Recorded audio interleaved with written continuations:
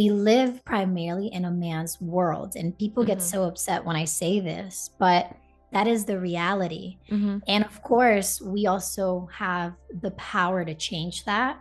Mm-hmm. But it's a very masculine oriented yang energy, which is about accomplishing tasks, always doing your value being it, like being and doing, not necessarily in being. So what happens is the scale has completely tipped, and now we don't necessarily know, and especially men and even women, right? Because I was like this. I didn't know how to show that sensitive, docile, that kind side of myself. I kind of just was very like rajasic, very fast paced, very like out there in your face.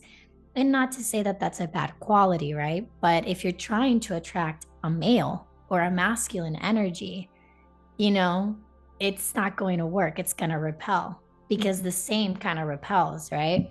So it's great that you say this, because the more that as we heal as feminines, the more it actually creates change in masculines, and it allows them to actually change as well. No, and you said it so perfectly, because I was just talking about it yesterday with that group too, where it's like as soon as we start healing, we start to raise the vibrations around us, and we start to Yeah. slowly create a domino effect or the ripple effect around us, and also inspire the people to change. And we have to know that we can't make anyone change, right?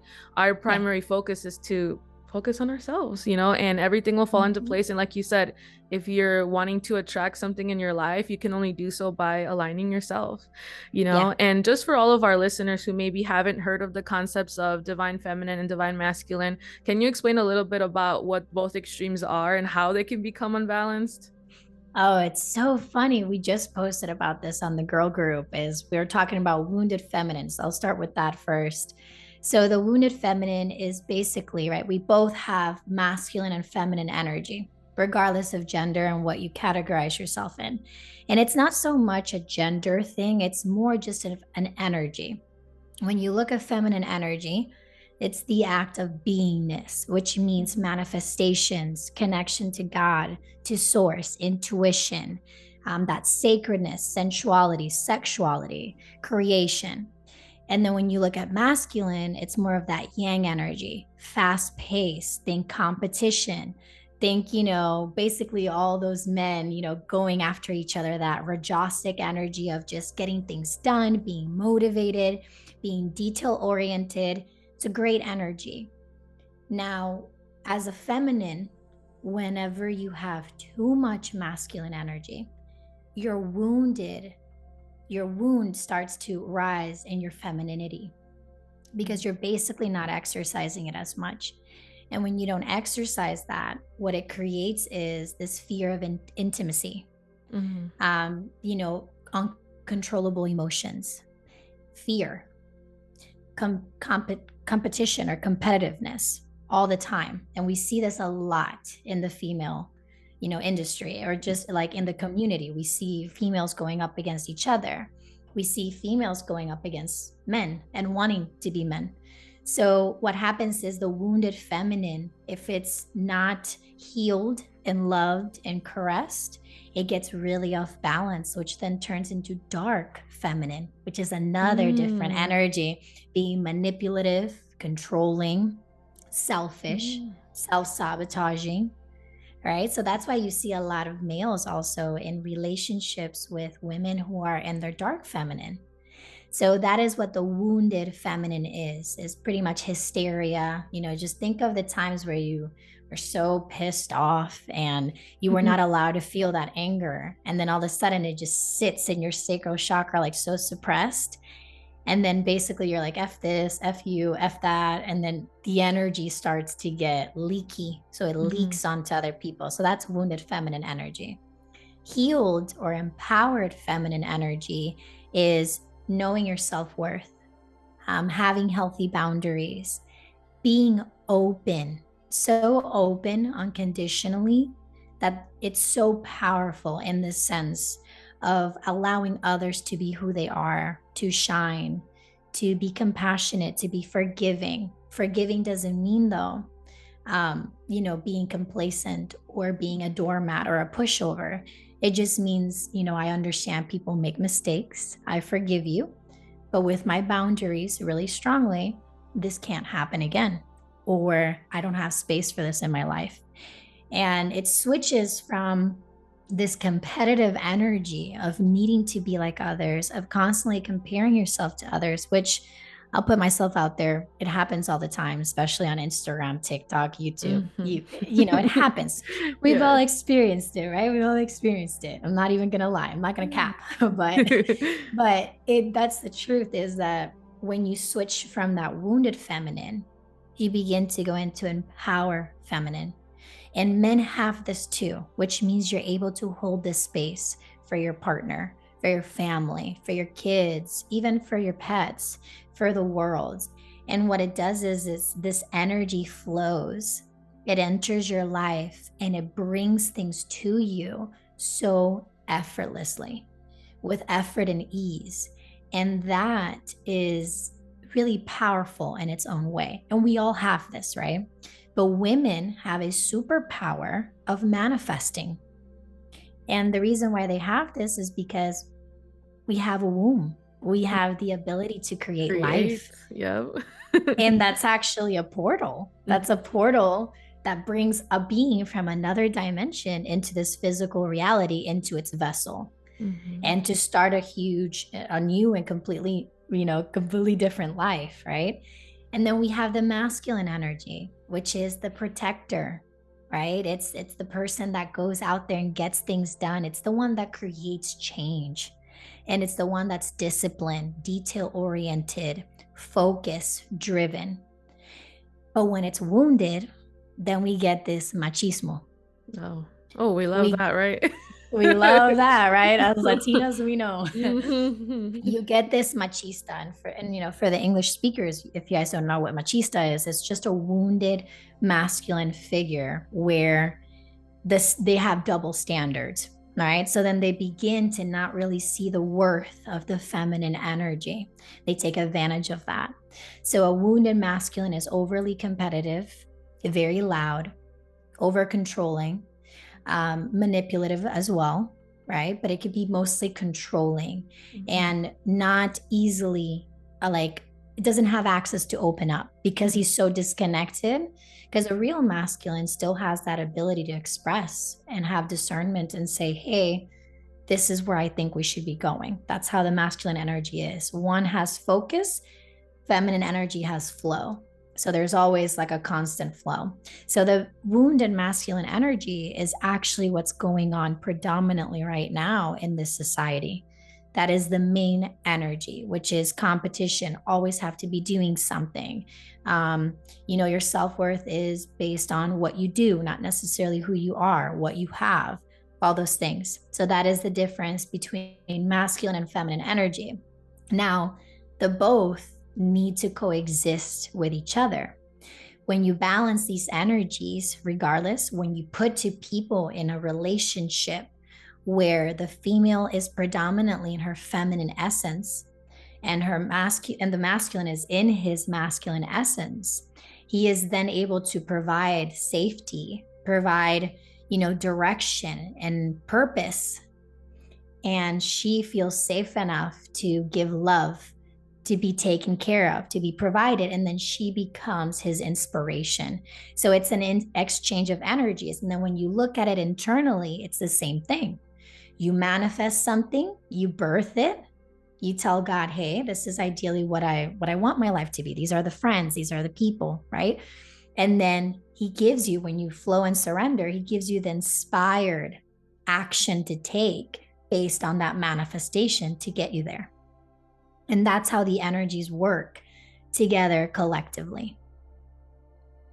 You just said everything you were just saying. I was like, yes, wow, wow, wow. Like honestly, I was just like speechless there for a moment because if you haven't necessarily like jumped into these two different energies and like learning about it, like I Yeah. really believe that a lot of people listening are gonna feel so inspired into like Yeah. learning more about how to like notice it or how to start to heal it. And that's where I want to take my next question.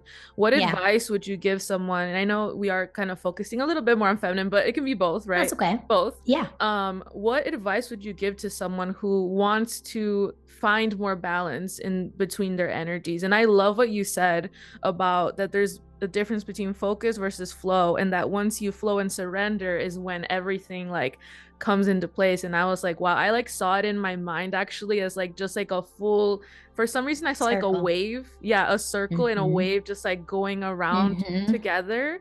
It was just Yeah. beautiful. Like you even gave me a vision as you were speaking. I love it. Yeah.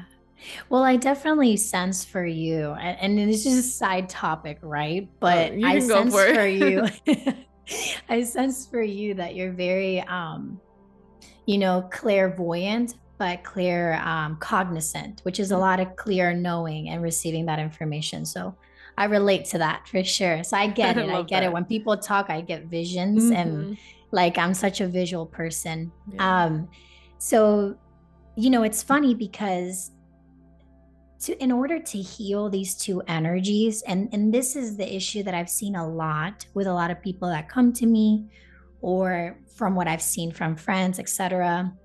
And the issue is that sometimes we tend to focus on one energy, Hmm. and then we completely neglect the other one. And the thing about these energies is that it's a balance scale. Think Libra. If one end goes all the way to the top, the other one tips to the bottom. So if we have too much feminine energy, then we become people pleasers. We don't have any boundaries. Then we become very lethargic, unmotivated, no desires, no inspiration, no aspirations, right? Hmm. And then when we become too masculine, we become too competitive and too greedy and too conceited and too Hmm. controlling. So, any which way it goes, not good. So, a way to start working with the energy, whether you're male or female or whoever you categorize as, you have both of these energies within you. So, the first thing is understanding the difference is what is masculine energy, the yang energy, which is the go, the masculine, the drive, the focus, the detail oriented, like we spoke before. And then there is the feminine energy, which is the flow, the surrender, the manifestation, the empowerment of understanding that even though you're achieving things in life, it's got to be balanced with rest and replenishment and nutrition and source, because we are spiritual beings before anything. Yeah. So, one of the ways that I've personally, and this is just my method, but everyone has their own method, and I definitely encourage anyone who's listening or watching, do what you personally feel is right. I can tell you till the cows come home, like people say, Yeah. how to do it, but it's completely up to you. So to me, I focus predominantly on masculine energy. So I was always doing, I am naturally a very active person. So the way I release energy is through being active, and Mhm. not necessarily doing yoga, but doing other things around the house, around my space, whatever it may be. So it's kind of hard for me sometimes to sit. I need a lot of concentration. So what I've learned to do is realize what my feminine characteristics are and Mhm. what's kind of wounded, and why is it wounded in the first place. For example, and I'll be very honest and raw, I have an issue with self-comparison. I compare myself too much to people, and that was something that I was, now we've come a long way, but it took a while to heal and to compare myself. And I would just get down on myself. And that is a wounded feminine characteristic, because Mhm. femininity doesn't care about competition, it cares about sustainability, Mhm. not necessarily if I'm doing better than someone else. She just is. So when I didn't do that, when I didn't balance that feminine energy, I went predominantly to the masculine energy of Mhm. saying, okay, well, I got to push myself. I got to work like 40 hours a week because I got to get there. Mhm. And the reality is, if you're not meant to be there right now, it doesn't matter the amount of work you do, because that might not be your journey right now. And your journey might be in bringing awareness to that feminine energy, because feminine energy is complete and total surrender, which Mm-hmm. is understanding divine timing. And that when things flow into your life, great. And if they flow away, then that's great too. So you first have to identify personally within yourself what you personally struggle with in a really healthy way. And the same with the masculine energy, right? If you feel like you're too much and all those things, or have too much feminine energy, which is when you're just feel unmotivated all the time, Mm-hmm. or feel stuck, or feel like your emotions are overflowing to the point where they're literally overwhelming you, then we need to bring a little more boundaries and perhaps more movement into your Mm-hmm. day. That's where you find the motivation, the push to get yourself out there, to be more organized, more disciplined, more expressive in that sense, more creative. But at the same time, you kind of have to, just tune into yourself and see what you're struggling with. And when you do that, your healing lies there. And there are many things you can do for masculine energy, which I feel like we've mastered that, which is like obviously have a vision board, right? Have a Mm-hmm. plan, write down the details, be detail oriented, organize, go out there, have the motivation, just do Mm-hmm. it, right? Like Nike, just do it. Yeah, do it. and then and then the feminine energy, some of the things that we can do is asking yourself when on your free time, or making free time if you don't Mhm. have it, what is it that you desire? What is something that you genuinely want to do, but you've been holding yourself back from because either of fear or judgment, right? Self-judgment, because we've all done Mhm. that. And just doing that, whether that's putting your feet up on the couch and just watching Netflix for 5 hours, whether it's going outside and just sunbathing and reading a good book. Practicing feminine energy is about rest, and it's about being in this state where it's not forced. You could be painting. Technically, that's still kind of doing, right? Yeah. But it's also being, because Mhm. these two energies, you're never just not going to not have the two energy, but there's always one that's more predominant. So if you're painting, the predominant one there is the inspiration, because Mhm. it's coming from the desire, the inspiration, the creation. And of course, you have some masculine energy, which is doing the painting and get Yeah. up. But it's predominantly feminine. So you can practice this by taking a bath, loving yourself. And even if you're a man, you can do this. You can shave, Mhm. you can love your body. I feel like also in this society, if a man loves his body or rubs oil, it's like not okay, Yeah. or it's deemed as like too girly. But the reality is that your body is your vessel, and you have to take care of that. You have to carry yourself well in order to feel well. It's, feminine energy is providing a good meal, or making a good meal, or Mhm. baking, painting, doing your tarot cards, meditation, things Yeah. like that, journaling. So there's so much you can do to practice and to balance these two energies. But it really, really starts by, and it depends how people meditate, right? Um, Identifying which characteristics are off. Like if you really go into your body, and this is a great technique that I teach, is when you close your eyes and you go into your body, is what do you honestly feel? Like what are some emotions? If you go into your mind and just kind of see what are some things that you're experiencing? Where are the blockages? And then when you allow that, all the answers are literally there. Mhm. You'll start seeing the thoughts come up like, oh, well, you're not good enough. Or like, oh, well, we're not there yet. Mhm. Oh, where this hasn't happened. And then when you identify it, then you're able to bring awareness and love and light and actually do something about it and create change. Yes. Oh, amazing. Beautiful. Yeah. I was like, you're the first time you have someone has me literally speechless just listening to what they have to say. She's Oh like, gosh. that's feminine energy. That's Yeah. feminine energy. Yeah, I don't know. I'm enjoying the openness in receiving it, you know, and just listening. Also, we were just talking about this, but I had also someone else mentioned to me that we have to remember that it's about collaboration over competition, you know. Yeah. And it's kind of like, and you were even speaking of that, of like shifting energies, that it's all about when we sit in collaboration and speaking and Yeah. connecting and knowing, there's no need to compete. You know, Yeah. we are so much better together, and as cheesy as it is, stronger together. It's very true.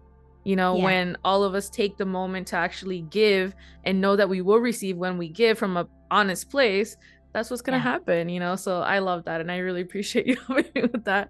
No, Yeah. that's a great thing what you just said, actually. And it goes a lot into feminine energy Mm-hmm. because when my feminine energy wasn't balanced, I Mm-hmm. was very competitive. And I realized that, you know, you can't expect others to help you if you don't want to help others Mm-hmm. because you really do get what you give. Yeah. So if you want others to help you, Mm-hmm. but you don't necessarily want to help and give information and be supportive, Mm-hmm. then you're naturally not going to receive that support. And that's not to say that sometimes, obviously, you're very supportive and you still don't get that in return. Mm-hmm. At that point, that has nothing to do with you. That's the other person's Mm-hmm. problem. But in this society, there is a lot of competition, a lot of comparison. And we still struggle with this to an extent because we want to do good, right? And I think it's because in the masculine energy, there's this perspective that you always got to be alpha Yeah. because only the alpha is the head and the lead of Mm-hmm. everything.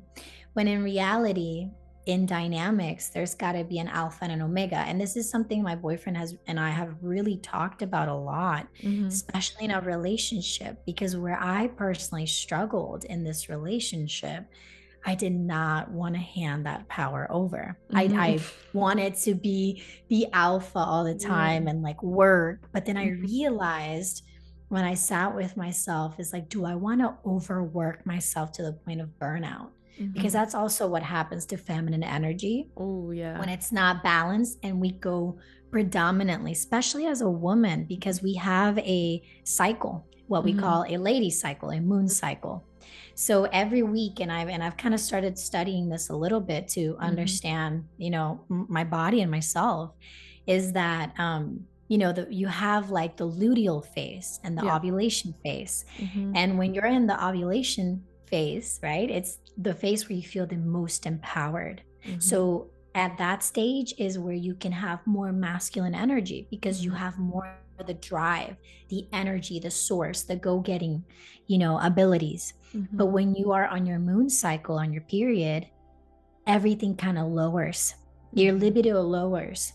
So your motivation's almost like non-existent because it's not supposed to be. Yeah.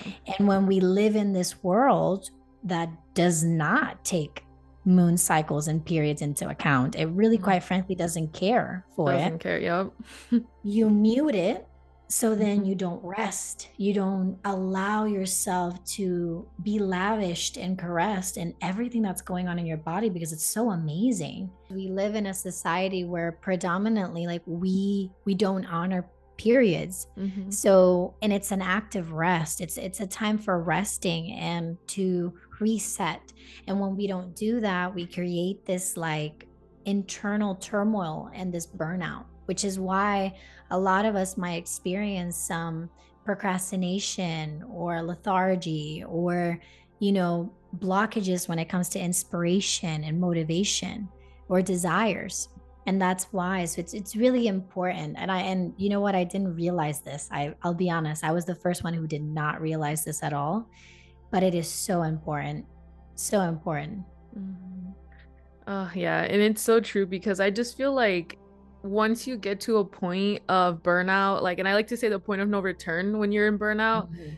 the effects are honestly, I don't mean to be that dramatic, but they're a little catastrophic because in a Yeah. lot of ways, your body starts to signal and shut down. And if you keep Yeah. on pushing and pushing and pushing, you have a big price to pay. And I say that because I myself, I think I got myself into like the worst possible burnout ever months ago last year because my partner and I, we were running a business together, a small business where luckily, I mean, I say it's a blessing, right? But it was also a curse in disguise because we were as an example, having to make ourselves like 200 sweaters on embroidery machines, like, but I mean on a crunch time, like all the time, 24/7. Even if we were in bed, we were getting messages from customers, all these things. So there was no separation. Yeah. And I started like experiencing I've already struggled with panic disorder my whole life, but it threw me into a almost irretrievable cycle of panic, because I might have had a blessing of, okay, now we have a good income, but then at what cost?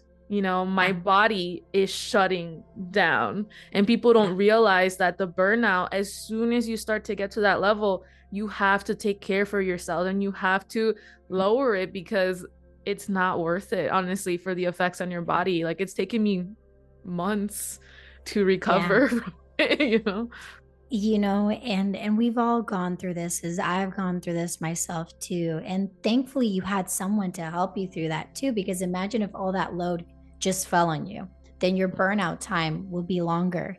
And something I remember my teacher used to tell me, and he taught me a lot of wonderful teachings, and he said, your body will often get sick when it's gotten to a point of no return. So if it's been warning you to take a rest, to recover, to just chill, but you continue to ignore that intuition and those signs and those symptoms, it's going to shut down for you. It's almost like when the universe says, make a choice or God, it says, make a choice or I'm going to make it for you. And then when it's made, you kind of like hit your head against the door. Like maybe it's like a lot rougher. So it's the same thing with being sick is, and I always tell this to people, is if you're sick, because naturally our bodies are not supposed to be so sick all the time. Yeah. It's only, we say this thing is called dis-ease for a reason. Like there's no ease within the body. And usually like sickness has to do with a disease within the body. Yeah. And when you heal that, then the disease goes away. You feel more peace internally. So if you're, watching this right now and you're going through some sort of health issue or something, then this could be a sign to look within and see what kind of caused it to shut off in the first place. Are you maybe working too much to the point where you can't breathe or enjoy time? Because I'm convinced that life is about enjoying first and then doing the rest. Of course, we have to work towards things, but we didn't come here just to work. We came here to actually live as well and enjoy.